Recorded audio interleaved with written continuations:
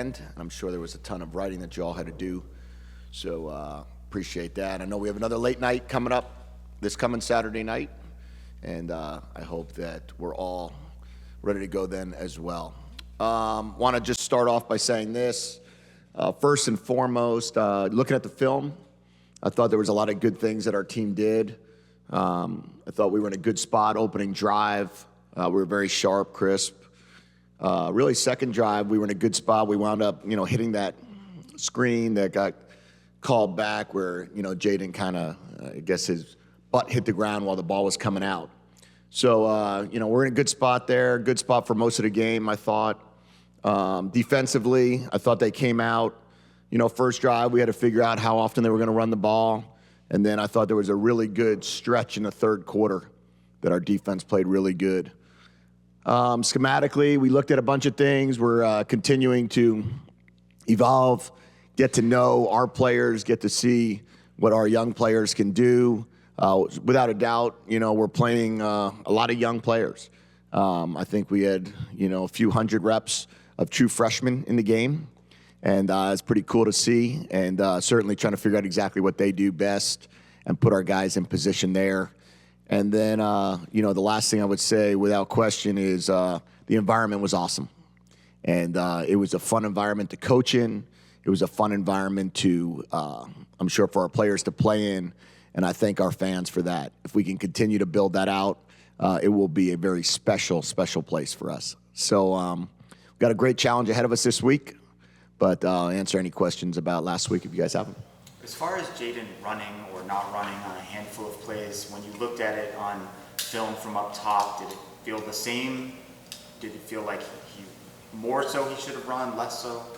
No, he didn't run at all. He didn't scramble at all. So there would have been about 3 or 4 opportunities, I think, that if he just, what happens is he scrambles around so often and makes plays that all of a sudden it's like there's some times that it's okay to know when to say when. And also know when to use your feet to your advantage. At the end of the half is a great example of know when to say when. Just throw it away. You've got a shot at the end zone. You've got a shot to 2 guys in the flats. You got 9 seconds and a timeout. You just got to know when to say when. You got plenty of time to do whatever you want other than take a sack. There was a couple third downs that we could have scrambled forward, and we didn't. And we talked about it, and we'll get better there. As you look at the tape and see how the offensive line performed, how do you evaluate that position group? We didn't run the ball well enough, clearly. We were very disappointed in the fact that we couldn't get some of the runs off that we wanted to. The quarterback had, I think it was like 11 pressures out of the 50 pass attempts, which is really the same percentage that we had the week before, about 20%. But, it just didn't feel the same. We weren't in as good of a rhythm. So we'll just improve in all areas, coaching, playing, the whole thing. How do you think that test will ultimately do for your offensive line, especially when you get to Pac-12 play? I hope every day we get better. That is the plan. The plan for sure is that we take the last game and use it to our advantage. Losing gives you a lot of lessons, right? What do they say? You win or you learn. I think the fact of the matter is that it was a situation where we played against a good team. And we played against a good defensive front. And we're a good team, and we're a good offensive front. And we have to continue to improve and get better in that regard. Just a couple of times that you went to the Wildcat with Jamari, what were you hoping to accomplish there? What was behind the timing of those instances?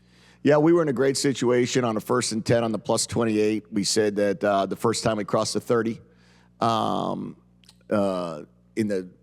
we scored the touchdown going fast, that we were going to get to that. That was the plan throughout the week.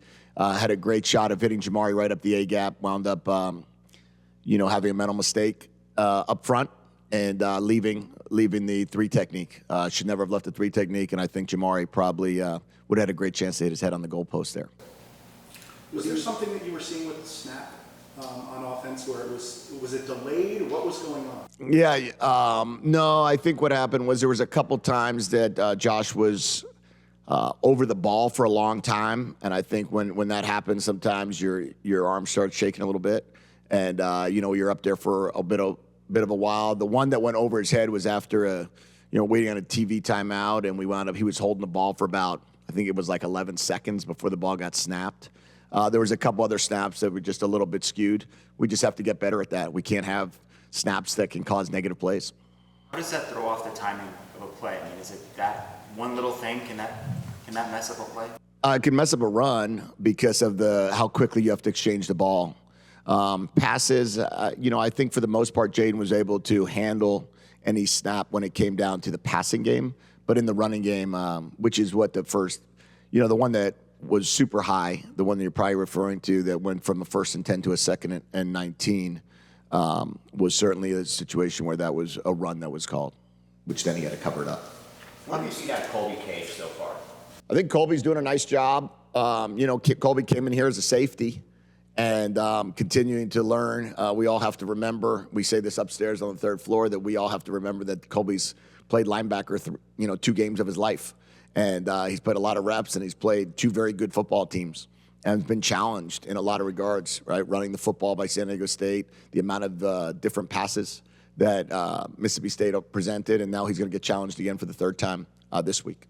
Jed, there were a lot of conversations between you and Jaden going on during that game. What's the essence of what the two of you are communicating as you try to work through in any particular ballgame? Well, Jaden and I have been together all of 2 games, and as we're continuing to learn one another, we had many of conversations the week before as well. There's going to be times between every series that I'm going to talk to Jaden about what he likes, what he doesn't like, where he's comfortable. The defense that Mississippi State presents is an interesting challenge because of all the cloud coverages that they present and how they kind of, for lack of a better term, run an umbrella-like defense. So there's no real shots down the field based upon how they cloud the corners. So because of that, we had to talk about what intermediate routes we felt most comfortable with and at each possession, and then talk about, there's times that you get frustrated. I mean, it's 25-17, you're driving down, you have a 65-yard drive, and you're on the 30-yard line going in, and ball gets tipped up in the air and picked. How do you handle that? How do you come back on, now it's 32-17? Or how do you handle, 3 possessions in a row where we didn't get point or we got a field goal only? So we just, are always going to talk. And then how would you describe just the communication between Jaden and the receivers on the field? Seems pretty good to me in regards to we don't have many mental mistakes. He does a very good job of, if we're at the line of scrimmage and going no huddle, he does a great job communicating what he wants. If we're huddling, he's done a great job of getting them all up in the huddle and breaking the huddle pretty quickly. As I said on Saturday evening, the one false start, or I should say illegal formation when we were down 15-10 and we hit that Dorian Singer over the middle, which would have been a 1st down on the 36-yard line. That was on me. And other than that, I think he's done a good job there with the receivers and continuing to build that relationship up, knowing that he's only played with them for 2 games as well. Jed, what's behind the elusiveness we're seeing with Michael Wiley? It just seems like this year there's a different ability for him to avoid defenders and break tackles. Yeah. First, I'd give credit to our strength program. I know he's gotten a lot stronger in the offseason, and he's gotten a lot faster in the offseason. I also think that Coach Graham is feeling more and more comfortable in his 2nd year of coaching, that he's done a great job of really getting Michael to feel using the stiff arm more. I think you've noticed that. He's certainly running more powerfully. He's able to stick his foot in the ground and stay inbounds rather than, that first run, that 34-yard run, as well as the screen, were both great balance. And he's working really hard at that. So, credit to Coach Graham and Coach Owens on really making sure that, he gets stronger every day. Is there any update on Tia Savea? Not at this point. Right now, he's going to probably take it all the way to game time. And like we had to do last Saturday, work him out, 2 hours prior to make a decision on whether he can play. What did you think of the block that caused that injury? Is that a legal play? Is that an ethical play? I think it is a legal play. And, as long as you get cut within the tackle box, you can do that. And I've certainly coached that for a lot of years. So, I'm not going to comment on that. Jacob, I don't think he had as many drops in all of the training camp as he had the other night, 2 or 3. Was he pressing a little bit? What do you think was going on there? I think that, there was a couple of the drops were unfortunate timing. And I don't know necessarily why the ball, he doesn't drop the ball. I don't worry about Jacob dropping the ball. So we just have to move past it and, chalk it up as an anomaly.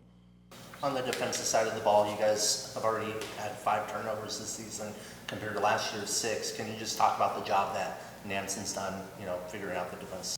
Yeah, a huge point of emphasis was made, as you guys all know, has been taking the ball away. We have to protect the ball better as well on offense. We're unfortunately, we've taken it away 5 times and given it away 5 times. But defensively, our players have done a great job embracing the mentality that Coach Nansen and the defensive staff have put in, really through our culture and through our rules and through our football goals of attack and protect the ball. And they've done a great job of attacking the ball at every moment. There's times that we look to try to get the ball out that we haven't, but you could see great strip attempts and opportunities there. So we're going to continue to emphasize that and hopefully continue to take the ball away. Seems like as soon as the play's over, they are sprinting over to the sideline to get the turnover sword. What do you think about that whole deal? I think it's fun. I guess whenever it started, 4 years ago, maybe with the turnover chain and then turned into the turnover throne and then the turnover crown. And it's a fun gimmick that it seems as if a lot of teams have started to incorporate. I appreciate that our guys find something to get excited about. And it's a way for them to celebrate with the fans and celebrate with themselves. And I think it's fun, and it seems to have worked so far. So hopefully we can continue that tradition of getting the ball away. It's a big part of it. Jed, frankly, there haven't been a lot of teams that have been willing to attack Christian Wallace the way maybe you saw in this past game. How did you feel he came through it? I mean, he had some wins, he had some losses, but he just doesn't get a lot of action. So a game where he got a lot of action, how did you kind of feel like I thought he did very well. There's going to be plays that are made always in a situation where, you're going against a really good receiver, probably a Heisman Trophy candidate quarterback, someone that certainly people are talking about in that conversation. He's going to challenge you. He's going to put the ball in a great location. There's the back shoulder throw. There's the over-the-top throw. There's the comeback. And when you go against a team like Mississippi State, who's probably, I think, ranked number 1 nationally throwing the ball, you're going to have some challenges. I thought he did a very nice job. Jed, when you look at the film, you talked about Jaden having to extend plays, the pressure. How much credit do you give Mississippi State's defense, their defensive backfield and coverage? I always give the credit to them, and they did a great job. Mississippi State's a very good defense. And we had opportunities. Jaden extended plays and found guys. Jaden extended plays and probably could have ran or thrown it away, and then we wouldn't be having much of a conversation about the turnovers, because really the only one that occurred that's called by the football gods was a tip ball on the defensive end that tipped the ball up, and that's just the way it works sometimes. The other 2 were scramble plays that I think if he looked back on them both, he would throw the ball away on one of them and run on the other. And the one to the T-Mac on the sideline, he could have easily scrambled ahead for 8 or 9 yards, and we would have been right there on the 28-yard line again. And then the one on the 2nd down and 19, where it was like the longest play of all time. That one just throw it away and live another down. What goes through your mind when you're watching him run like that, and what's your reaction on the sideline? Because we don't get to see you on camera. Yeah. Sometimes it's a no, yes, and sometimes it's a yes, no, and, it's everything in between, right? You're seeing there's times that he goes out there and scrambles, and we're backed up on 3rd and 10 on the 6-yard line, and he's in the middle of the end zone, and they bring the corner cat, and he spins around and makes a play and converts a 16-yard gain. So, you live with those plays because of the fact that he's so gifted as an athlete. It's our job to continue to help him play within the parameters of the system and help him understand, there's times you don't have to do that. There's times you can just hit a guy in rhythm. You don't have to worry about skipping the first or second read. And then there's also times that you can use your legs to your advantage. You're a 200-pound guy that's fast, so take advantage of that as well. Your defense has allowed only 1 play of 20-plus yards so far this season. What does that say to you, and long-term, what might that mean for the kind of defense you can play? Well, I love it.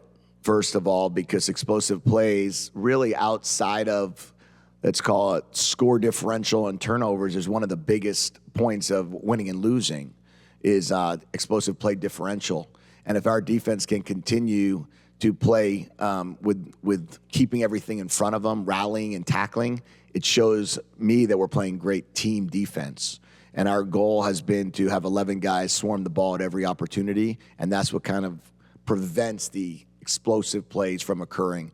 So our players, our coaches have certainly bought into that part of our culture and that part of our football goals. Okay, thank you guys. Appreciate y'all. 2:30 kickoff against Cal. How about that? We like that.